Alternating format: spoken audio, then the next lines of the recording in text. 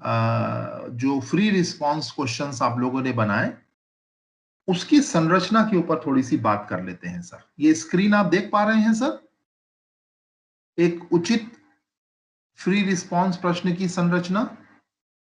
जी sir.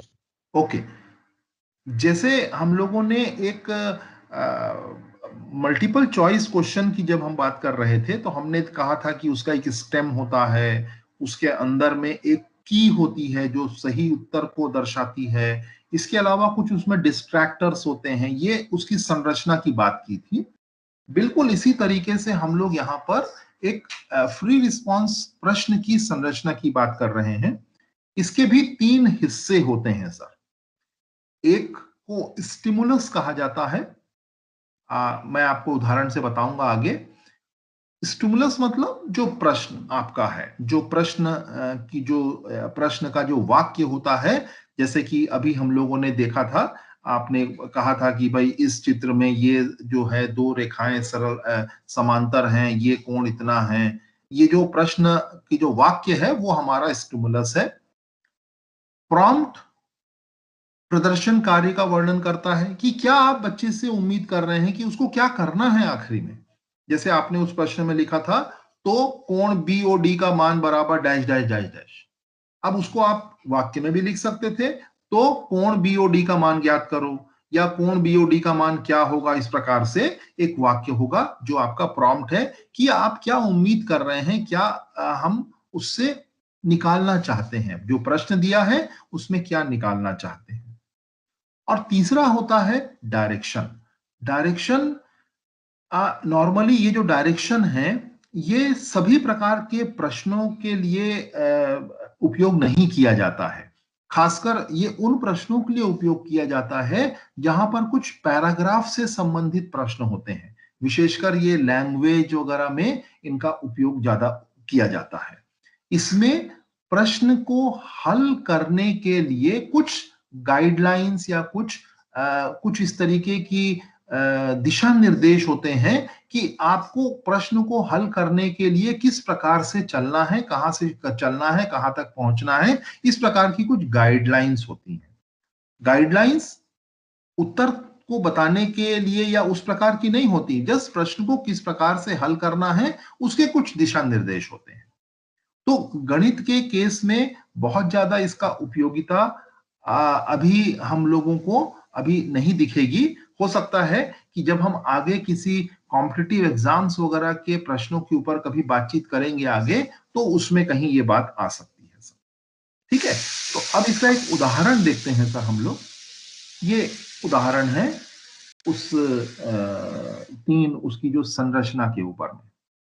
आप देखें, एक प्रश्न दिया गया है, PINK एक समांतर चतुर्भुज है, इसके विकर्ण PN और IK O पर प्रतिच्छेद करते हैं।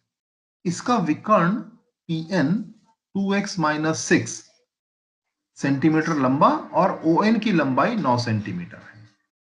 तो ये जो वाक्य ये जो बना हुआ है या ये जो डिटेल दिए गया है, ये डिटेल जो है ये हमारा स्टिमुलस कहलाता है। ये स्टिमुलस है और नीचे में ये दिया गया है कि x का मान क्या है। x का मान क्या है ये जो है, और ये जो है हमारा प्रॉम्प्ट है। x का मान क्या है ये प्रॉम्प्ट है कि आप क्या उससे चाह रहे हैं, और नीचे में आप जो है उत्तर ये बच्चा जो है जब देता है तो आखिरी में वो उत्तर लिख देता है जैसा। तो ये जो फ्री रिस्पॉन्स क्वेश्चन या जो शॉर्ट आंसर क्वेश्चंस की हम लोग जो आज यहाँ पर विस्तार से चर्चा कर रहे हैं, ये उसकी एक संरचना है या इसकी जो एक स्ट्रक्चर की जो बात हम लोग कर रहे हैं। ठीक है सर, ये यहां तक बात हम लोग क्लियर हो पा रही है सर? सर क्लियर है सर। जी हाँ, ओके। तो हाँ, तो अभी आप ये थोड़ा सा देखेंगे सर कि कई बार हम लोग क्या होता है ना, जैसे अभी आप लोग ने जो पहला ही प्रश्न हम लोगों ने देखा था कि आखिरी में हम लोगों ने अब वो प्रश्न बनाते समय हमारी आपस की अंडरस्टैंडिंग वाली बात है ये तो, कि आपने लिखा प्रश्न लास्ट में कि ये दिया गया है और आखिरी में लिखा तो कोण BOD बराबर डैश डैश डैश। तो नॉर्मली जब प्रश्न पत्र होता है, प्रश्न पत्र में इस प्रकार की बात नहीं होती। प्रश्न पत्र में लिखा होता है कि तो कोण बी का मान या कोण बीओडी का मान ज्ञात करो या क्या होता है, ये पूरा जो है लिखा रहता है। और वही हमारा प्रॉम्प्ट है, जो कि हम बच्चे से उम्मीद कर रहे हैं कि वो स्टिमुलस को पढ़े और प्रॉम्प्ट के अनुसार स्टिमुलस में जो जानकारियां दी गई हैं उसके ऊपर काम करे, उन अवधारणाओं को समझते हुए और जो है अपने जो उत्तर है वहां तक पहुंचने का वो प्रयास करे। तो ये जो है ये हमारा जो है स्ट्रक्चर की बात हो गई। अब थोड़ा सा जब इस स्ट्रक्चर की बात हो गई तो अब इसके थोड़े मूल्यांकन के जो आधार हो सकते हैं इसकी हम लोग बात करते हैं सर। अभी देखिए इस प्रश्न को देख करके सर, अभी हम लोग आगे की बात करें इससे पहले एक छोटी सी चर्चा ये कर लेते हैं कि अगर ये प्रश्न एक बच्चे को दिया जाता है तो बच्चा इसमें क्या क्या गलती कर सकता है सर। मतलब एक बच्चा ऐसा हो सकता है जो इसको बिल्कुल अच्छे तरीके से हल कर दे, इसमें कहीं कोई दिक्कत ना हो। लेकिन आपके अनुसार बच्चा अगर इसको हल करता है तो कहां पर उसको गलती करने की संभावना आपको दिख रही है? बच्चा क्या गलती कर सकता है इसमें? इसको थोड़ा सा एनालाइज करने की कोशिश करते हैं सर। सर एक मिस्टेक तो यही हो सकती है कि बच्चा 2x - 6 = ही 9 ले ले। अच्छा सर, बहुत बढ़िया, बहुत अच्छी बात कह रहे हैं सर, बिल्कुल। तो इसमें जो ये जो बच्चा लेगा इसको, तो ये क्या उसकी कहना चाहिए क्या कमी वो दर्शाएगी सर इस चीज को? ये क्या इससे हम लोग कंक्लूजन ड्रॉ कर कमी सकते सर हैं? ये थोड़ा सा इग्नोरेंस रहेगा, कई बार बच्चे प्रॉपर कंसंट्रेट नहीं। हेलो हेलो हेलो, आवाज हेलो, आ रही हाँ है? सर। आवाज आ हाँ रही जी, है हाँ ना? जी, हम आपको हाँ सुन पा रहे हैं। हाँ हाँ सर। हाँ हाँ। तो देवेन जी ने कहा जैसे कि बच्चे कंसंट्रेट नहीं कर पाते हैं। इसके अलावा इसमें लगता है सर कि और भी ये जो देवेन जी ने एक बहुत ही अच्छी बात कही कि ये जो -6 = 9 अगर बच्चा लिख देता है तो ये कंसंट्रेशन के अलावा और भी कोई इसमें वो हो सकती है क्या? अवधारणा की कोई कमी या अवधारणा में कोई दिक्कत की बात हो सकती है क्या सर इसमें? अवधारणा की सर समझ में वो है समांतर चतुर्भुज की विकर्ण आपस में किस मतलब उसमें काटती हैं, तो वो मतलब इसको मतलब जब पता नहीं है उसको, जी नहीं मालूम के एक दूसरे को समद्विभाजित करती हैं, तो वो उसका यूज नहीं कर पा रहा। ओके सर, बहुत अच्छी बात सर। ये जो है ये एक छोटी सी अवधारणा की कमी जो है बच्चों में ये हो सकती है सर, एक है ना। तो एक ये प्रॉब्लम जो है ये हमने आइडेंटिफाई किया। अच्छा सर, अब इसके अलावा भी कोई मिस्टेक बच्चा कर सकता है क्या सर?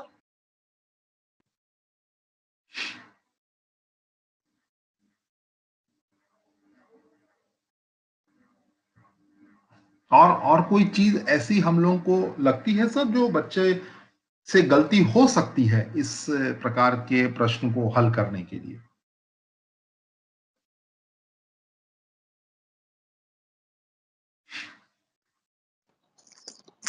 सर यहाँ पर निश्चित रूप से बच्चे यदि इवन अवधारणा मेरी आवाज आ रही है सर? बिल्कुल सर, बिल्कुल देवेंद्र जी, बढ़िया आवाज आ रही है। ये निश्चित रूप से इवन अवधारणा का उनको पता भी है कि ये जो है दोनों विकर्ण एक दूसरे को समद्विभाजित करते हैं।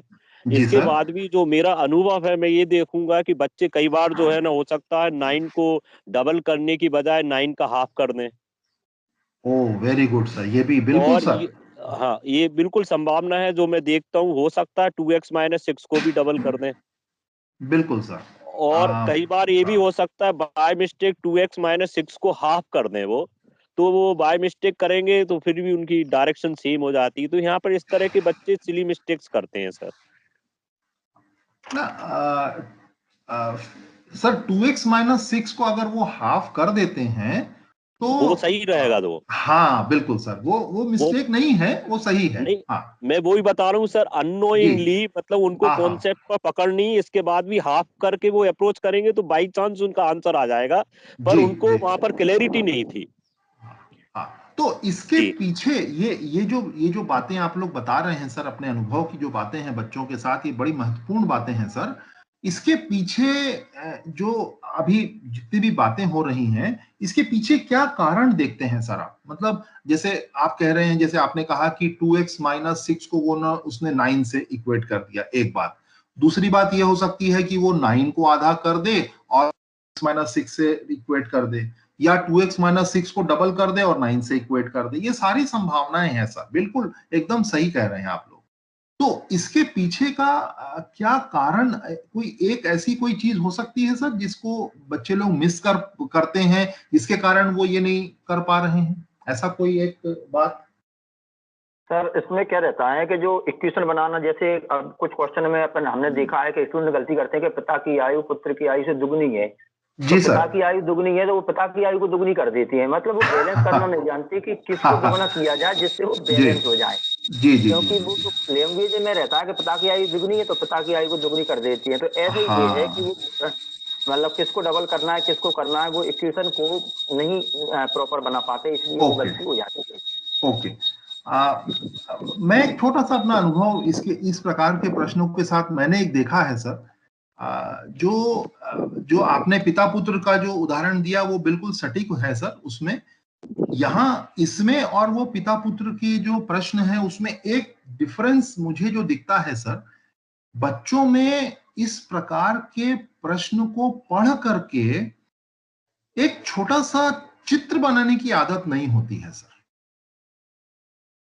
आप उनको बहुत समझाते हैं क्लास के अंदर में कि जब इस प्रकार का प्रश्न आए तो एक छोटा सा चित्र बना लीजिए, चित्र के ऊपर में सारी मार्किंग कर लीजिए। तो काफी हद तक वो जो मिसअंडरस्टैंडिंग होने की या जो गलती होने की संभावना को थोड़ा सा वो कम कर सकता है वो चित्र बनाना। पर वो बच्चे लोगों की शायद वो आदत नहीं होती है कि उनको लगता है कि हाँ ये जो दिया गया है ठीक है, इसमें जो हमको अवधारणा पता है उसके हिसाब से सीधा सीधा वो काम करने की शुरुआत कर देते हैं। सर, मैं कुछ कहूँ इसके बारे में सर? प्लीज सर, बिल्कुल। सर मैंने ये देखा है कि जब इस बात को जो डबल एंड हाफ वाला जो कॉन्सेप्ट क्लास में लिया जा रहा है, जी तो सर। टीचर उस समय ये नहीं सोच रहा है कि हमको यहाँ पर थोड़ा वक्त देना चाहिए। Okay sir. तो एक से ज्यादा यदि काउंटर एग्जांपल्स ले लेके उसी चीज को वहां पर खत्म कर दी जाए, ये शायद उस समय टीचर इस पर जो है ना जोर नहीं देता है, मेरा ये अनुभव कह रहा है। तो ओहो। उनको उनको जी लगता है कि ये बहुत छोटी सी चीज है, तो इसमें क्या टाइम देना, तो वहां पर उस समय जो है ना जल्दी से आगे जब चला जाता है हाँ हाँ। टीचर। जी जी। ये सबसे बड़ी कमी मैंने ये पाई है सर। बहुत एक ईमानदार आपने अपनी प्रतिक्रिया दी है सर, बहुत अच्छी बात है ये। जी ये सब थैंक यू। चीजें हमको मतलब अगर हम इन सब बातों को पॉजिटिवली लेते हैं सर, तो डेफिनेटली हमारा तो जो प्रोफेशनल डेवलपमेंट होना है वो तो होगा ही होगा। बच्चों को बड़ी इसमें बच्चों को फायदा मिलता है ना? तो जी थैंक यू आगे सर। चलिए, बिल्कुल सर, आगे आगे बढ़ते हैं सर। अब देखते हैं कि इसकी जो मूल्यांकन के जो आधार कुछ हम लोगों ने सजेस्ट किए हैं सर, वो क्या हो सकते हैं, इसको देखते हैं सर। देखिए, आ, प्रश्न वो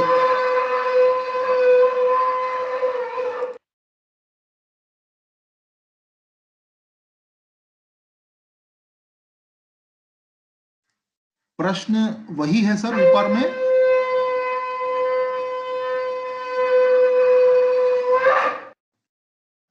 ऊपर में प्रश्न वही दिया गया है सर। नीचे में उसके कुछ एक टेबल जो बना है सर, 5 इसके जो 5 क्रमांक दिए गए हैं वो देख पा रहे हैं सर आप लोग? जी देख पा रहे यस हैं सर। सर। ओके। और अब इसमें सर ये उसके मूल्यांकन का एक कहना चाहिए एक टेबल जैसा बना दिया गया है। इसमें 5 आधार जो हैं मूल्यांकन के दिए गए हैं सर। इसको अगर हम लोग थोड़ा सा ध्यान से अगर देखें तो आप देखेंगे कि इसका जो सही उत्तर है सर वो 12 है। अगर हम लोग अगर इसको हल करेंगे तो इसका सही उत्तर जो है वो अपने को 12 मिलता है। और जो इसका सही उत्तर दे रहे हैं बच्चे, वो दो प्रकार से इसको हल कर सकते हैं सर। एक, जैसे इसमें लिखा गया है कि 2x माइनस 6 को वो 2 से विभाजित करके x माइनस 3 प्राप्त करेंगे, और फिर ON की जो लंबाई है उसके साथ उसको इक्वेट करके x बराबर 12 ला सकते हैं। या दूसरा तरीका ये हो सकता है कि 2x माइनस 6 को वैसे ही रख के 9 को वो डबल कर लेंगे, और उसके बाद में उसके आधार पर वो जो है वहां से x का मान 12 निकाल सकते हैं। तो ऐसे जो बच्चे इस प्रकार से जो हल कर रहे हैं, उनको हमने पूरा अंक देने की यहाँ पर बात की गई है। और यहाँ पर एक उसको ना कोड दे दिया गया है सर, कि अगर बच्चे ने सही अवधारणा का अप्लाई किया है, सही अवधारणा का उपयोग किया है और उसका उत्तर सही आया है, तो हमने उसको 3 नंबर दिया और उसको एक कोड दे दिया है 01। ठीक है सर। संजय सर, आप अपनी स्क्रीन को प्रेजेंटेशन मोड पे डाल सकते हैं क्या, पीपीटी को? हाँ, मैं डाल सकता हूं।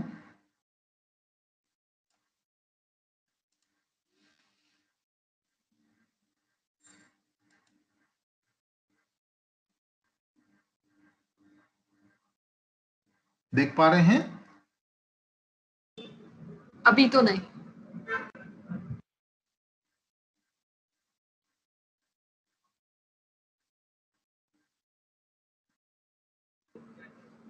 आया? नहीं सर, कोई लैग है।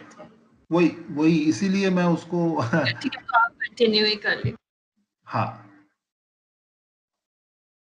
अभी देख पा रहे हैं? हाँ सर, हम नॉर्मल स्क्रीन देख पा रहे हैं आपका। हाँ, ठीक है। ओके, तो यहाँ पर एक जो सही उत्तर और सही अवधारणा का उपयोग करते हुए बच्चे ने सही उत्तर प्राप्त किया है, उसको जो है सभी मानते हैं इस बात को कि उनको सारा पूरा अंक जो है दिया जाना चाहिए। तो उनको 3 अंक, मान लीजिए 3 अंक का ये प्रश्न है, तो उनको 3 अंक दिया गया है। दूसरे नंबर पर है कि बच्चे ने सही व्यंजक तो बनाया है, लेकिन हल करने में उसने गलती कर दी। जो उसने हल किया उसमें x का मान निकालते समय उसने कुछ कैलकुलेशन मिस्टेक किया और गलती से उसने उत्तर जो है वो 6 लिख दिया 12 के बदले में। तो यहां पर आप देख सकते हैं कि हम लोग ये कह सकते हैं कि बच्चे की जो अवधारणा है, अवधारणा के स्तर पे तो वो ठीक काम कर रहा है, लेकिन कैलकुलेशन करते समय उसकी जो है कोई गलती हो गई, कोई मिस्टेक हो गई है उससे। तो इसीलिए वहां पर उसको 3 में से 2 अंक दिए गए हैं। और इस प्रकार की जो कहना चाहिए, इस प्रकार की जो प्रतिक्रिया है, जिसमें कि हमको ये समझ में आ रहा है कि बच्चे की अवधारणा तो ठीक है, उसने जो प्रश्न दिया गया है उसका जो गणितीय रूप उसको बनाना, व्यंजक के रूप में या आपके वेरिएबल्स और इक्वेशंस जो फॉर्म करने थे वो सब कुछ सही किया, लेकिन कैलकुलेशन मिस्टेक कर दिया है।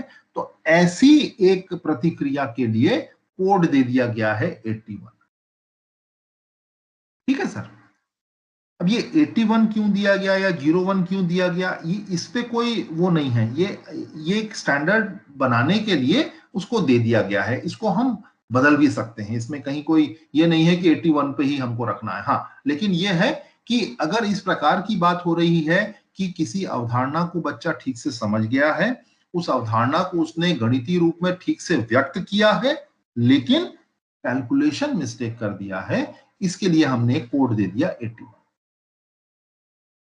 तीसरे नंबर पर बच्चे ने, जो अभी देवेंद्र जी कह रहे थे, विकर्ण की लंबाई 2x माइनस 6 जो है उसने 9 के बराबर कर दी।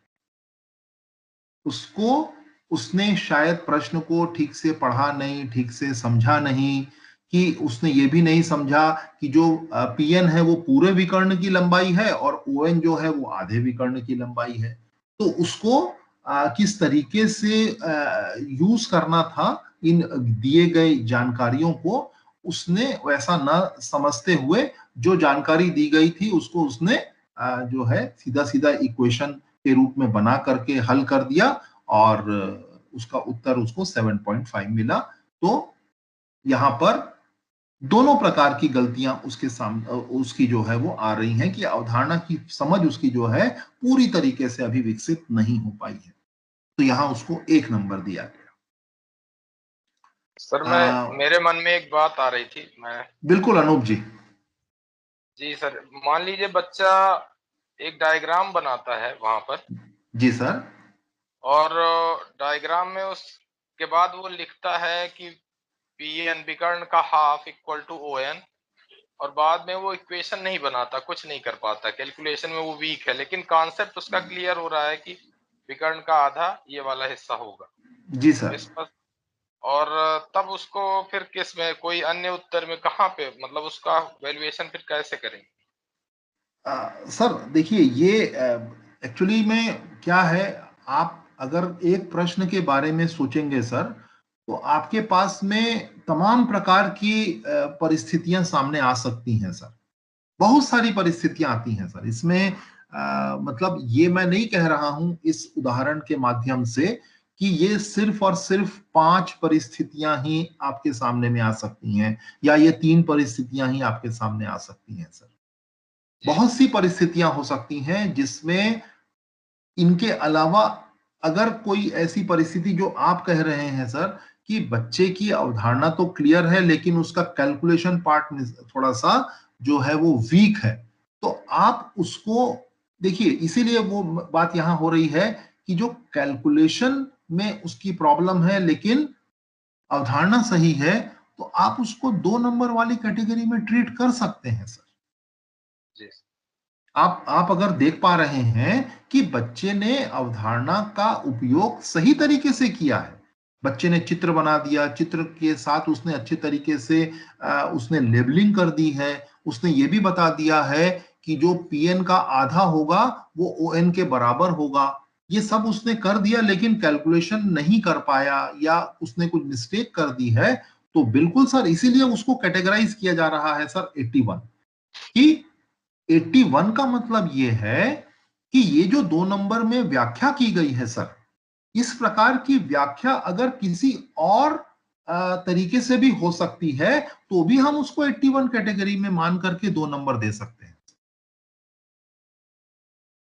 ये 81 का मतलब यहां पर सिर्फ और सिर्फ ये नहीं है कि ये जो लिखा गया है सर 6 आएगा तभी हम उसको 2 नंबर देंगे, ऐसा नहीं सर। यहां पर इसका अर्थ यह है, आप जो बिल्कुल ठीक कह रहे हैं कि बच्चे की अवधारणा तो उसने समझी है लेकिन उस अवधारणा का उपयोग भी उसने करके दिखाया, लेकिन कैलकुलेशन में कहीं मिस्टेक कर। मान लीजिए कि इसी में कोई बच्चा 6 के बदले में 8 कहीं लिख देता, कोई बच्चा उसमें 9 लिख देता, लेकिन अवधारणा का उपयोग उसने ठीक किया है, तब भी हम जो है उसको अंक 2 ही देंगे सर, उसको 81 की कैटेगरी में रखेंगे सर हम। हाँ, ये जो मतलब ये दिखा रहा है कि बच्चा या तो इस कैटेगरी में फॉल करेगा, उसका आंसर कुछ भी हो सकता है, बट वो इस मिसकंसेप्शन की या इस अवधारणा की कैटेगरी में अगर फॉल कर रहा है तो हम शायद उसे यही अंक और यही कोड देंगे। ठीक है सर, ये चीज है ना। देखिए ये शायद कुछ एक नई शुरुआत हो सकती है सर, क्योंकि ये पूरे मतलब एक तरीके से देखा जाए तो जो फ्री रिस्पांस क्वेश्चंस का जो मूल्यांकन का जो एक तरीका है सर, वो सभी जगहों पर हमको एक जैसा दिखता है सर, हर तरफ से। हम लोग कोई ये नहीं है कि सिर्फ आप लोग जो है मूल्यांकन जिस तरीके से कर रहे हैं, सभी लोग इसी प्रकार से अभी हो रहा है सर।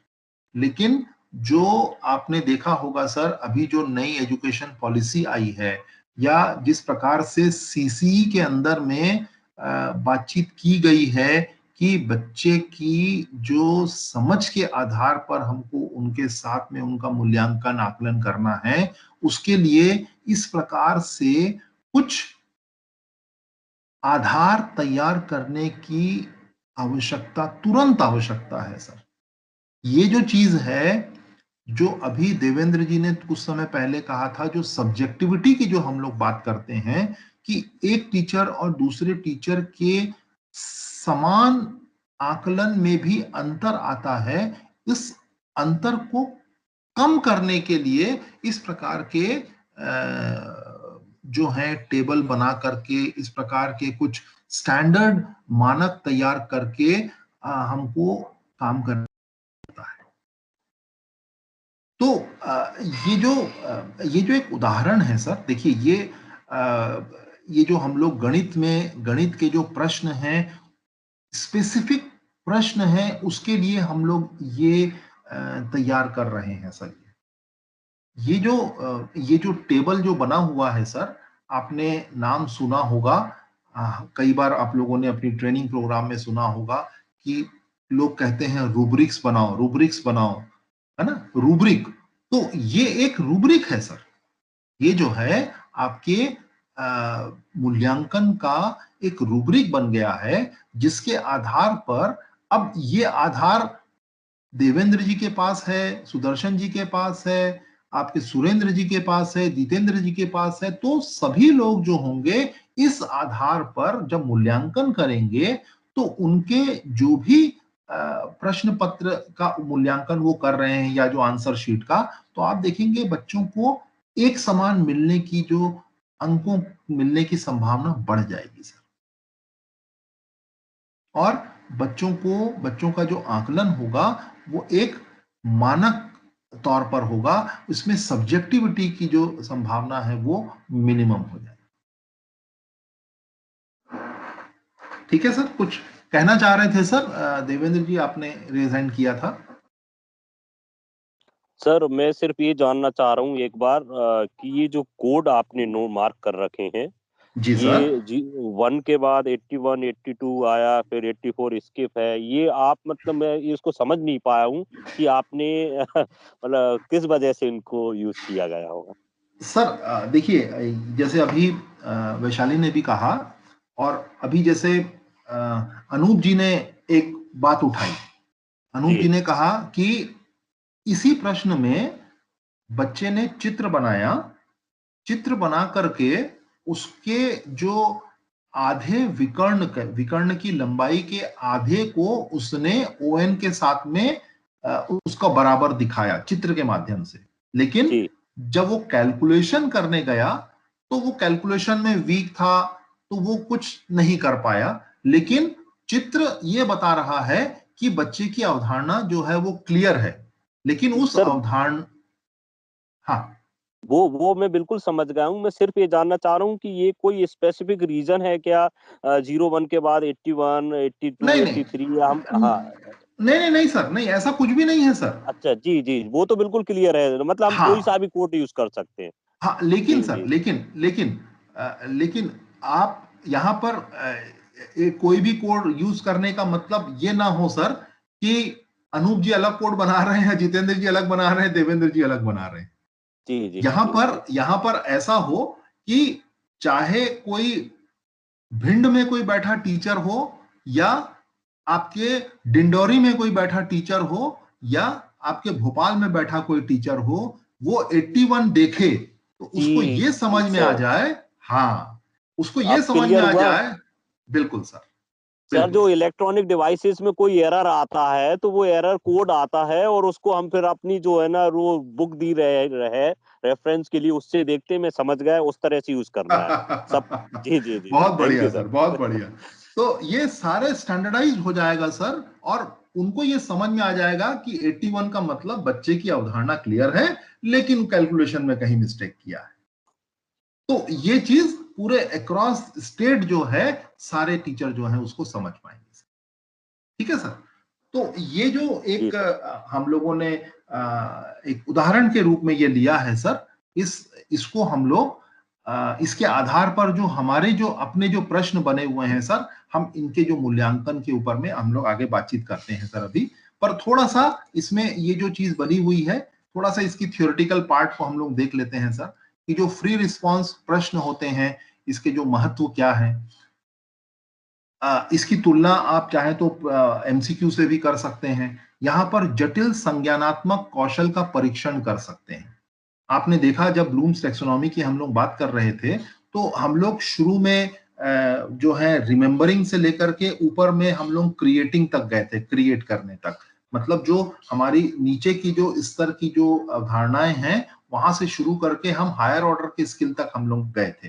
तो एमसीक्यू में कई बार लिमिटेशन आ जाते हैं कि किसी अवधारणा को लेकर के हम लोग हायर ऑर्डर के प्रश्न बना सकते हैं कि नहीं बना सकते।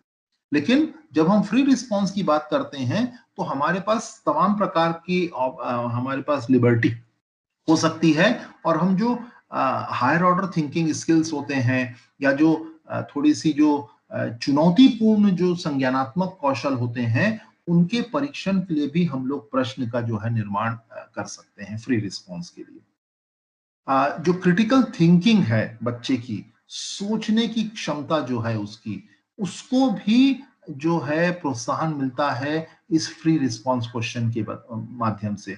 मैं आपके सामने में एक दो प्रश्न दिखाऊंगा जिसमें कि किसी सिंपल सा हमारा पैरेलल लाइंस का ही हम लोग उपयोग कर रहे हैं, लेकिन पैरेलल लाइंस और ट्रांसवर्सल का उपयोग अगर आप दैनिक जीवन की गतिविधियों में करते हैं तो उससे बच्चे को समझ में आता है कि किस प्रकार से हमारा जो गणित है हमारे दैनिक जीवन से जुड़ा हुआ है, और उसको सीखने के लिए प्रोत्साहन मिलता है। और वो उस तरीके से फिर देखना शुरू करता है कि भाई मैं अपने आसपास की चीजों में गणित को कहां ढूंढूं। तो ये थोड़ी सी हमको इसमें फ्री रिस्पांस क्वेश्चन में हमको एक बेनिफिट मिलता है। और तीसरा जो बहुत महत्वपूर्ण है एक शिक्षक की दृष्टि से, कि बच्चे की जो गलत अवधारणाएं हैं उसको समझने में हमको आसानी होती है। जैसे अभी आपने जो टेबल देखा, उस टेबल के आधार पर आप जब उसका मूल्यांकन करेंगे तो आपको समझ में आएगा कि बच्चे ने क्या गलती की है, और वो समझ आपको आगे की कक्षा में अपने सीखने सिखाने की प्रक्रिया में बदलाव करने में मदद करेगा, या उस बच्चे को पिन पॉइंटेडली ये बताने में मदद करेगा कि बच्चे आपकी क्या अवधारणा में क्या कमी है, आपको किस डायरेक्शन में ज्यादा काम करने की जरूरत है। ये आपको इस प्रकार से यहां से आपको एक इंसाइट मिलती है। ठीक है सर, तो ये कुछ उसके महत्व की बात है।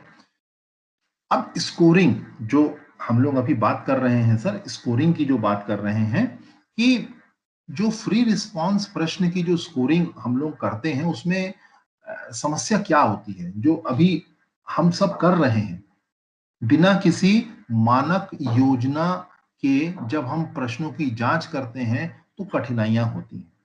क्यों? क्योंकि मैंने जैसे कहा कि भोपाल में एक शिक्षक जो जांच रहा है और कोई जबलपुर में जांच रहा है, दोनों के तरीकों में अंतर होगा क्योंकि कोई मानक जांच योजना वहां पर नहीं दी गई है।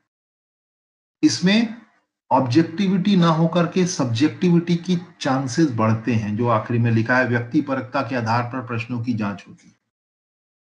सेम चीज के लिए दो अलग अलग शिक्षक अलग अलग प्रकार के नंबर दे सकते हैं।